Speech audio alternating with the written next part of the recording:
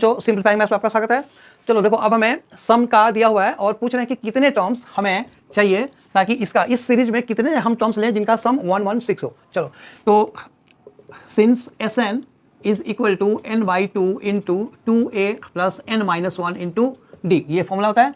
So this implies 116 is equal to, देखो इसमें कितने टर्म यानी कि हमें n की वैल्यू ही निकालनी है, ठीक है ना।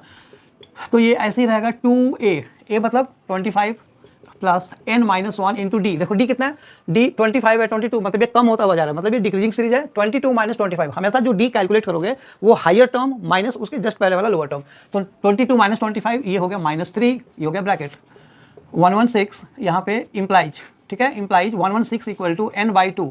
यहाँ पे देखो ये हो गया हमारा 25 into 2 is 50 minus 3 into N, तो -3n माइनस 3 इंटू -1 इज +3।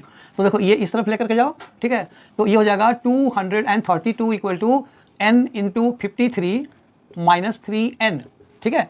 तो ये कितना हो गया, अब इसमें क्वाड्रेटिक बन जाएगा ये। सो 232 इज इक्वल टू 53n और माइनस 3n स्क्वायर।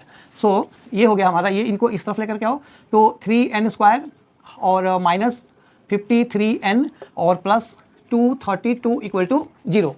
समझ में आया। तो ये हमारा बन गया क्वाड्रेटिक। अब हमें इस क्वाड्रेटिक को सॉल्व करना। अब देखो ये मिडिल टर्म से तो होगा नहीं क्योंकि काफ़ी बड़ा है, तो इसका डी निकालोगे, ठीक है, और डी निकालोगे वो भी बड़ा बड़ा, कैलकुलेटर देना यार एक मिनट। देखो ये हमारा इक्वेशन बना, अब इसमें कैलकुलेशन थोड़ा सा ज़्यादा है, इसको ध्यान से करना। तो ये हमारा हो गया हियर या now D is equal to B square minus 4ac यानी कि -53 का होल स्क्वायर, चलो इधर लिखते हैं, इक्वल टू -53 का whole square minus 4 into 3 into 232 is equal to, ये तुम्हारा हो गया 2809 माइनस 2784 और ये हमारा आंसर आ गया 25, ठीक है। ये हमारा डिस्क्रिमिनेंट है D. Therefore x is equal to -b plus minus √d/2 है। ये पूरा क्वाड्रेटिक ढंग से जाकर के पीछे 10th वाले वीडियो में देखना, ये क्वाड्रेटिक इक्वेशन का है, ठीक है।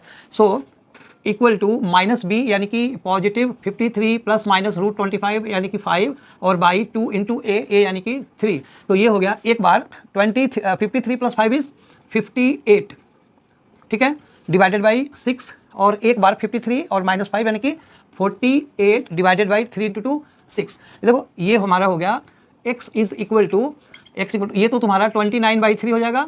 तो ये रिजेक्टिव क्योंकि जो नंबर ऑफ टर्म होता है ना कोई फ्रैक्शन में नहीं होता या नेगेटिव नहीं होता। Therefore x is equal to, ये तुम्हारा ये x नहीं है, n है, मतलब यहाँ पे ये n, ये जो फॉर्मूला है ना ये n के लिए है, ये सारा n है, ओके। तो n is equal to 48/6 is 8।